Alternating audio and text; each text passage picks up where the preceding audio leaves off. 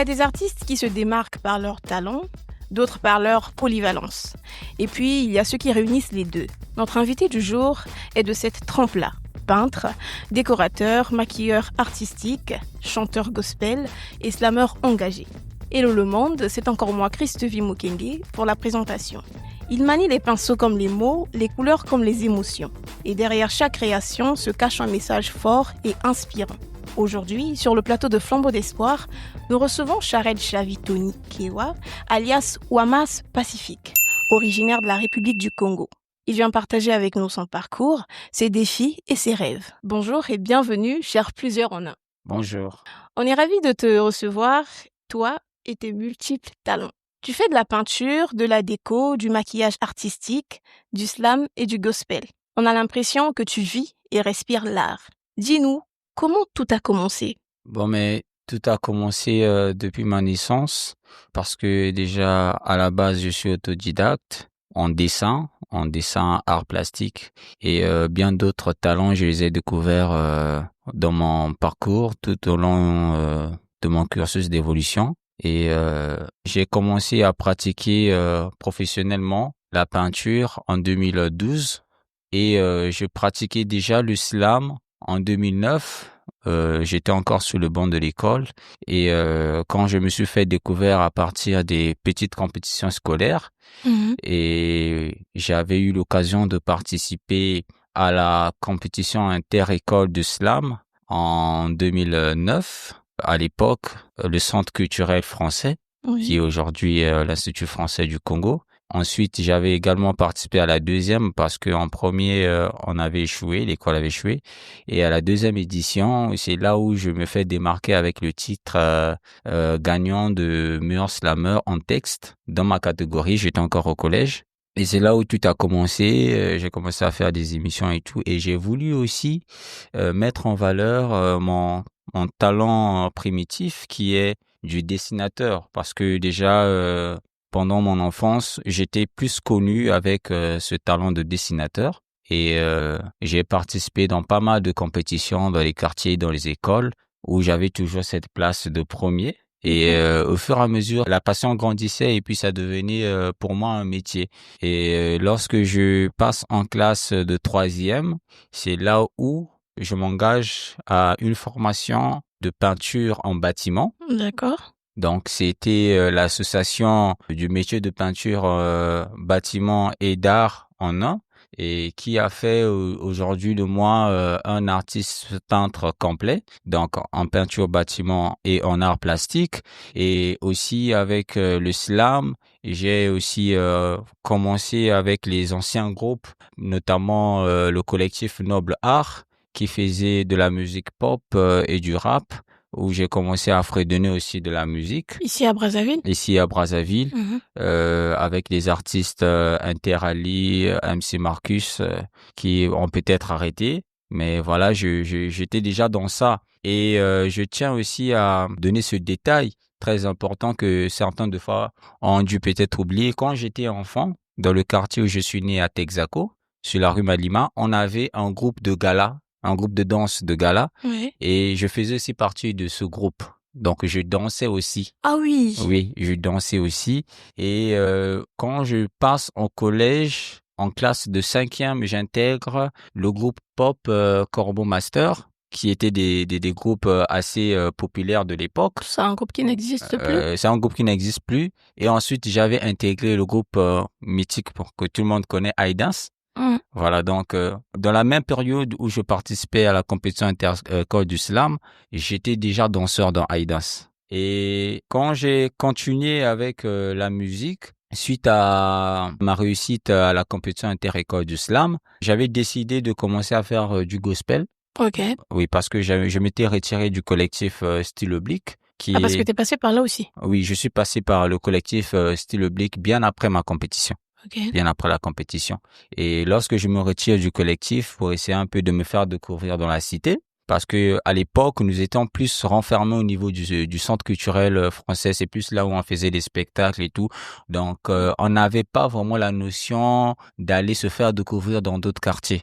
Et donc, moi, je voulais me faire démarquer ailleurs avec tous mes talents. Donc, c'est là où je vais former mon groupe de musique, GMS, qui Ouais. voulait dire tout simplement groupe de musique spirituelle, OK. et où on préparait notre premier album qui n'avait pas marché parce que après chacun avait trouvé sa voie. OK. Comment le grand public t'a découvert? Est-ce que c'est à travers la musique, le slam, la peinture? Bon, je peux dire que dans la cité, au niveau de la peinture, sinon le dessin, j'étais déjà assez connu Oui. parce que je pratiquais déjà l'art plastique dans les quartiers. C'est ça qui t'a conquis en premier? En premier, OK.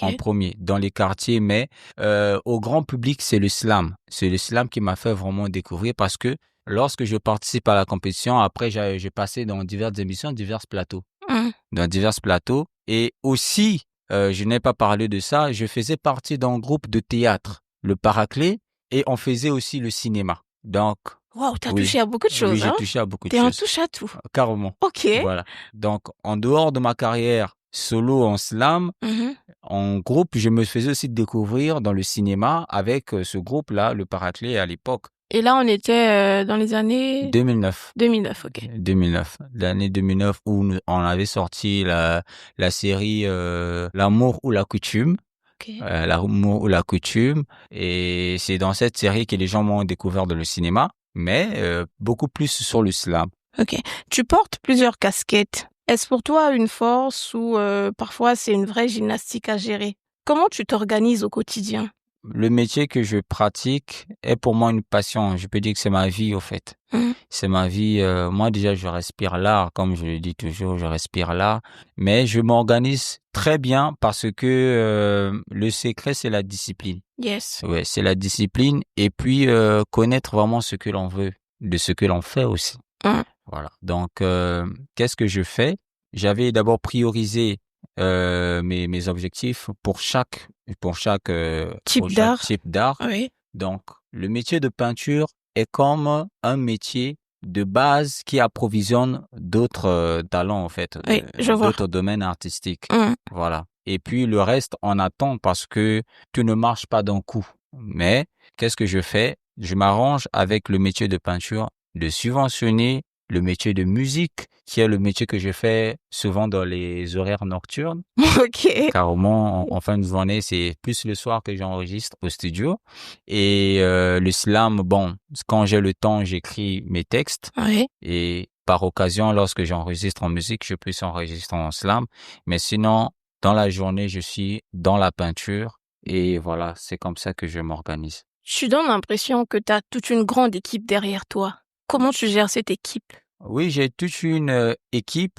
Bon, d'abord, il faut que je signale ici que j'ai une structure. OK. J'ai ma structure Mode Création qui aujourd'hui, en novembre 2025, va totaliser ses 8 ans. Waouh, Voilà, elle va félicitations. totaliser ses 8 ans Mmh. et tous ceux qui y travaillent, ce sont des jeunes que j'ai formés moi-même, Mmh. En euh, quoi précisément? en, Formation en quoi? en peinture bâtiment et en décoration art plastique. Formation gratuite? Bon, lorsque j'ai débuté, je prenais des jeunes gratuitement. OK. Voilà. Bon, jusqu'alors, je n'ai jamais aussi mis un tarif pour prendre des jeunes, mais je reçois tout le monde. Donc, ma mission était de casser le mythe qu'on ne peut pas réussir avec l'art. Yes. Parce que déjà, enfant, mon papa me faisait savoir que les études En pour art. les beaux-arts étaient chères. Mmh. Et moi, ça me frustrait parce que j'aimais ce métier. Et quand j'ai commencé à pratiquer la peinture bâtiment, les sous que je gagnais, je cherchais à créer un centre. C'était une vision, un centre pour former des jeunes et après cette formation, que ces jeunes fassent de ça leur métier. Yes. C'était ça ma vision. Donc, c'est ces mêmes jeunes-là que j'avais commencé à former et qui aujourd'hui travaillent avec moi dans ma structure et d'autres aussi travaillent dans d'autres segments, Mmh. toujours qui font partie aussi de la structure. Super. Voilà.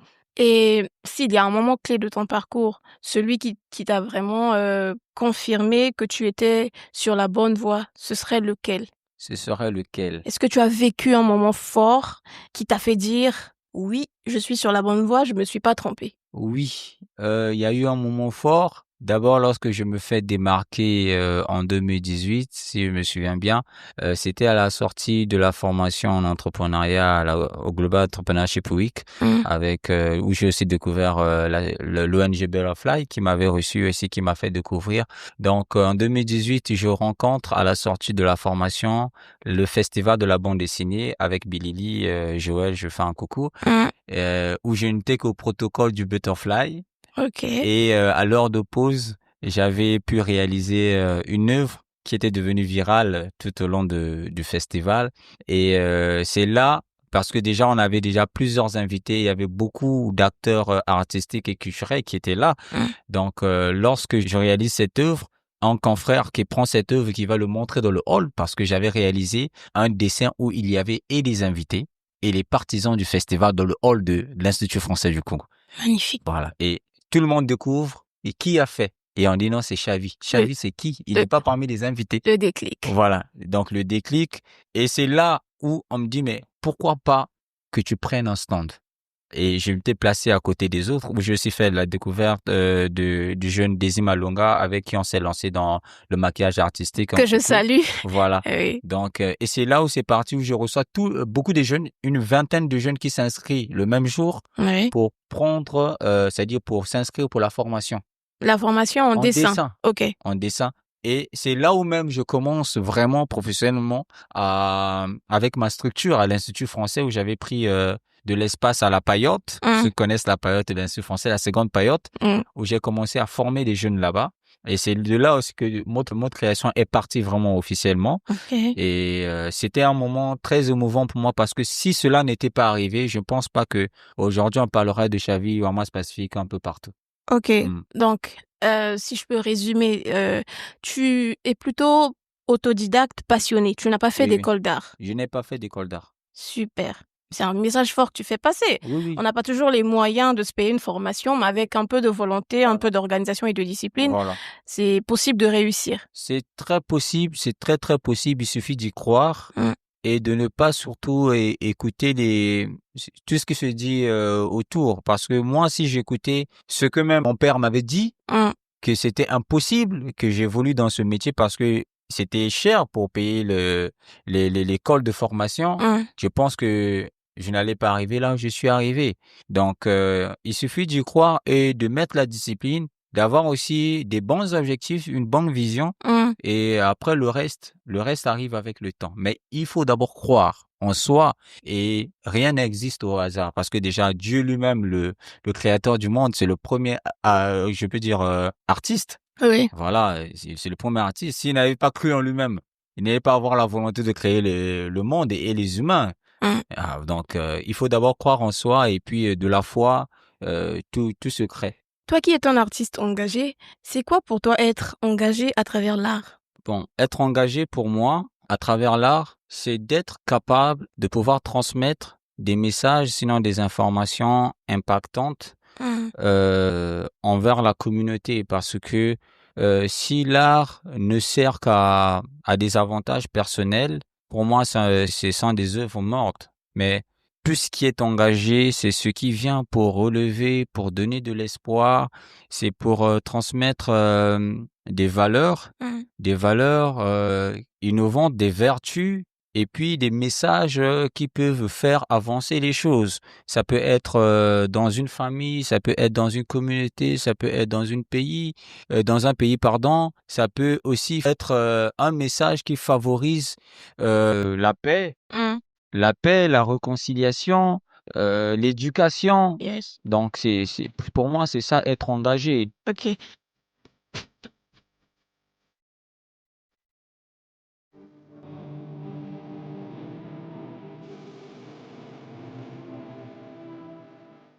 Tu as sorti récemment ton album Glandeur converti. Est-ce que tu peux nous en parler?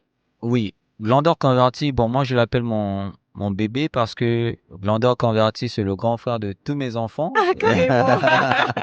Carrément. Ouais, c'est Glandeur converti, c'est l'album que j'ai toujours rêvé réaliser après ma dislocation avec mon ancien groupe gospel. Donc j'y travaille depuis l'année 2013. Et j'ai toutefois annoncé la sortie de cet album qui a connu vraiment beaucoup de situations pour pouvoir être réalisé.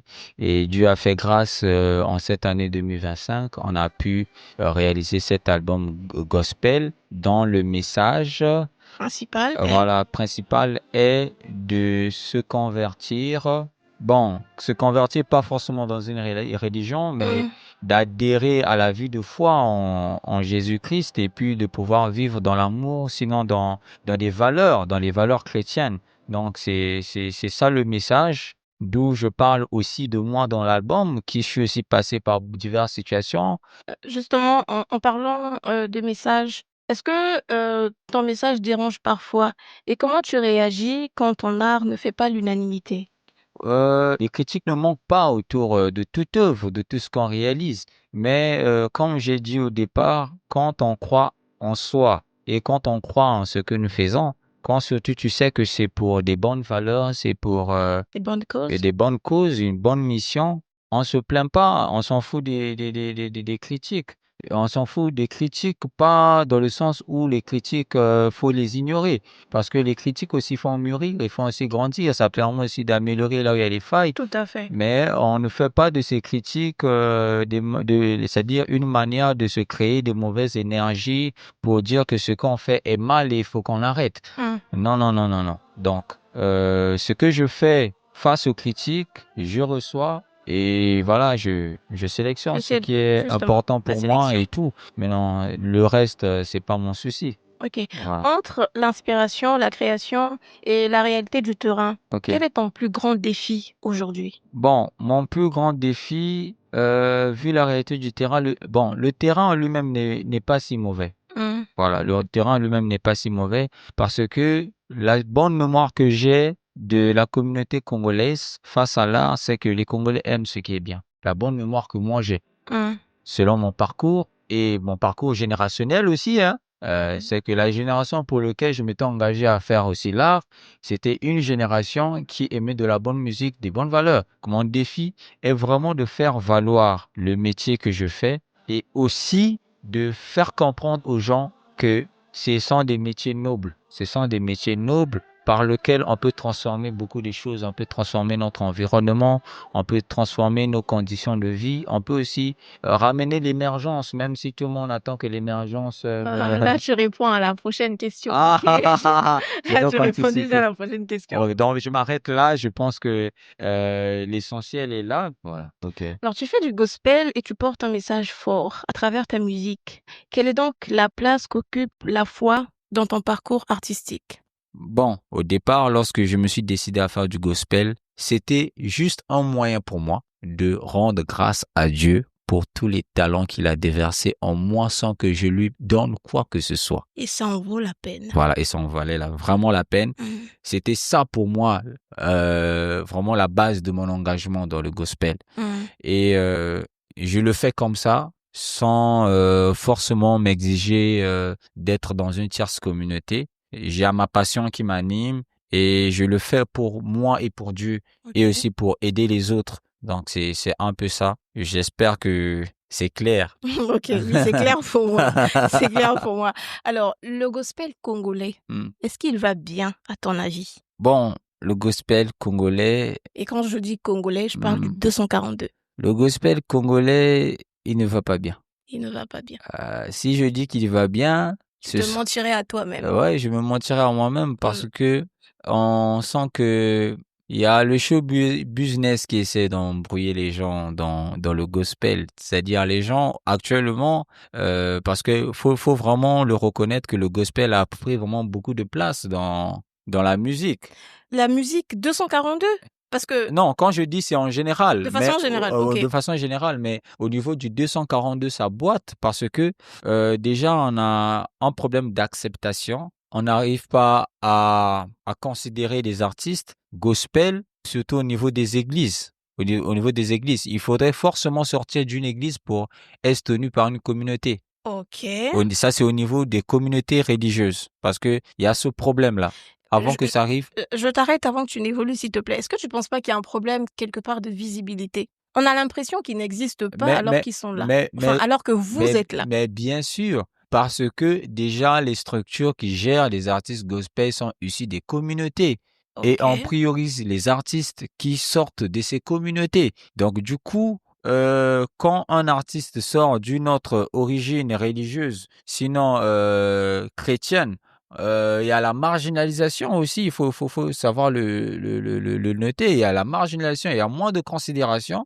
Moi, déjà, je suis arrivé dans le gospel, je l'ai commencé depuis, mais on avait du mal deux fois à prester dans certains endroits. OK. Ou quand on arrive, on te fait attendre parce que tu n'es pas de tierce église, parce que tu n'es pas d'un certain groupe Donc, des si chrétiens. je comprends bien, ce que tu es en train de dire, c'est que les artistes gospel, qui ne sont pas rattachés, j'ai envie de dire, qui ne sortent pas, qui ne viennent pas, d'une certaine communauté, ont du mal à évoluer en solo. Ont vraiment du mal. N'ont pas de l'accompagnement qu'il Il n'y a faut pas pour d'accompagnement. pouvoir, émerger. Il n'y a pas d'accompagnement. Il n'y a pas d'accompagnement. Et il n'y a pas aussi vraiment d'accompagnement. Bon, excusez-moi, je vais le généraliser. Il n'y a pas vraiment aussi d'accompagnement dans le secteur culturel congolais pour la musique gospel. Parce que OK. s'il y avait une plateforme qui était conçue avec l'œil du ministère de la Culture pour aussi la musique gospel, parce que on constate que la musique profane, elle est beaucoup accompagnée, hein, plus que la musique gospel. Mais est-ce que tu ne penses pas que quelque part, c'est aussi le travail effectué, sinon le travail abattu par les organisateurs d'événements? Effectivement. Est-ce que c'est forcément le ministère de la Culture qui est derrière tout ça? Non, mais le ministère de la Culture travaille avec des jeunes Congolais. Oui. Travaille avec des jeunes Congolais. On peut pas dire à la ministre d'aller gérer. Non, la ministre peut donner un décret de gestion, Oui. par exemple, mais ceux qui gèrent mal. Mais non, les faveurs de fois qui sont données aux gérants de la plateforme gospel n'arrivent pas au niveau des artistes parce que même les gérants de fois des plateformes gospel ne gèrent pas bien parce que pour eux, pour la majorité, ce sont des chrétiens issus de certaines communautés. Donc, ils priorisent les artistes qui sont de leur communauté d'abord. Donc, il y a un problème de gestion. Il y a un problème de gestion et puis de fois de discrimination, si je peux le dire. Mhm. Parce que moi, déjà, j'ai fait un featuring dans mon album avec un artiste, Bagdan, Oui. qui était aussi dans le profane avant. C'est un artiste que j'ai accompagné dès ses débuts. Mais aujourd'hui, cet artiste, pour se faire de la place, il était obligé de se faire accompagner par une église. Déjà, pour les gens qui veulent l'évolution, quand on détecte des talents, on est censé les contacter. On est censé contacter les talents et les réintégrer à la communauté, s'il le faut. Si il est question qu'on soit dans la communauté, on doit répertorier les artistes et les insérer, les regrouper afin de pouvoir les gérer. Voilà. Mais quand, des fois, les artistes se rapprochent et qu'il y a une barrière, ça passe pas. Juste pour une question de foi ou bien d'appartenance à la communauté, ça c'est un grand problème. Soit on connaît pas la raison pour laquelle on fait le gospel. Parce que le gospel, on le fait pas pour la communauté, on le fait pour Christ. OK. Voilà. OK. J'ai vu que tu as rendu hommage à la chanteuse Nathalie Makoma à travers un cover sur son titre Nasengi. Que penses-tu de son retour entre griffes à la maison et sur scène? Très heureux. OK. Ça se sent pas. Ça se sent pas. Ah non, mais très heureux. OK. Je suis très, très, très, très heureux, surtout pour Nathalie, parce que je dois avouer que Nathalie fait partie des artistes gospel qui m'ont plus influencé. Mm. J'ai grandi avec le groupe Makoma et déjà si vous écoutez mes chansons, vous allez sentir la touche dans mes couleurs qui sont aussi Makoma. OK. Voilà. Donc quand j'ai enregistré l'album, je savais même pas qu'elle devait revenir. Je savais même pas que le groupe allait surgir. Mais j'avais déjà enregistré ce titre, Nasengi. OK. Juste bien après que je l'ai un peu fait découvrir, mais je pense qu'il y a le clip qui arrive où les gens vont vraiment découvrir ce titre. Mais je suis très heureux en tout cas du retour de Nathalie Makoma avec cet album Nandimi où c'est vraiment une masterclass. Tant artistique et religieux. Merci vraiment. On arrive presque à la fin de cet épisode, mais si on peut rêver un peu, quel est ton grand projet, celui que tu veux absolument réaliser à l'avenir? Voilà. C'est pour la première fois que je veux le dire, en tout cas dans les médias, parce que c'est un secret. Ah, c'est un honneur. Donc, moi, j'ai toujours rêvé de créer une très grande industrie artistique au Congo-Brazzaville. Si on pouvait avoir des endroits comme Hollywood. OK. Voilà, Hollywood. Voilà, on a beaucoup les artistes qui se produisent sur scène, tous les artistes de toutes les catégories. Voilà, on Inclusion. a voilà une inclusion comme ça. Pas qu'on aille ailleurs pour espérer évoluer, mais que les gens quittent d'ailleurs pour venir au Congo, venir découvrir, je sais pas, tout un quartier artistique. Ok. Faire du Congo Voilà, une une grande destination artistique. On en voit en Côte d'Ivoire, mais je veux que ça soit plus que ça. Super, le Oui. rêve. Le rêve, comme mon feu grand-père voulait aussi le réaliser, Grégoire Massengo, père à son âme, qui fut aussi un grand artiste de ce pays, un grand sculpteur de ce pays. On lui rend hommage. Voilà, donc c'était un peu ça mon rêve, mais je pense qu'il faudrait qu'on y travaille et les gens vont découvrir petit à petit, parce que souvent lorsqu'on parle de nos rêves, pour d'autres ce sont des mythes. Donc il faut bosser, réaliser au fur et à mesure pour que les gens comprennent. Ok. Entre peindre et chanter, si tu devais choisir un seul pendant 1 an, tu ferais quoi? Aïe. On te dit, bon, écoute, fais un choix. Pendant 1 année, tu ne fais que ça. Qu'est-ce que tu fais? Est-ce qu'il y aura la DGSP pour contrôler? Non, non, non, non. Parce que je risquerais, au moment où tout le monde dort, de peindre. Carrément. Même si je choisissais la musique, mais sinon j'aime les deux. J'aime les deux, je vis avec. Ok. Je vis avec. J'aime les deux. Ok. Une dernière question pour la chute. Comment on dit à très vite dans ta langue maternelle? C'est quoi déjà? Au revoir, à bientôt. Tiankoi. Tiankoi, ça veut Tiankoi. À la prochaine. C'est dans quelle langue? Le lari. Ah bon? Oui. La langue la plus populaire en République du Ouais. Congo. Tiankoi. Ok, bah on va se dire Tiankoi parce que c'est déjà la fin de ce numéro de Ma Flambeau grand-mère, de Soie. maintenant, elle nous disait kekeleke. Kekeleke. Oui. Dans quelle langue? Elle avait une amie qui était centrafricaine. Donc, elle avait appris un peu de ça et des fois, elle voulait nous apprendre un peu le sango, qui était la langue centrafricaine. Donc, elle disait kekeleke toutefois avant d'aller dormir. Ok, bah merci beaucoup. Merci. Nous sommes enfin à la fin de ce numéro. Ok. On a été très ravis de t'avoir avec nous sur ce plateau pour échanger autour de ton parcours, de ta vision des choses et puis de tes rêves. C'est la fin de ce numéro. Je te souhaite tout le meilleur pour la suite. Merci. Que tes inspirations restent aussi riches et diverses que tes talents. Merci beaucoup et bien de choses à vous. Ok. Merci au studio Carrefour pour son espace. La technique est signée Jude Authentique, le maestro, le talent sans pause et avec d'agréables surprises. Un grand merci à vous, chers internautes, d'être restés jusqu'à la fin. On se retrouve très bientôt pour une nouvelle flamme. Prenez soin de vous et surtout, gardez espoir.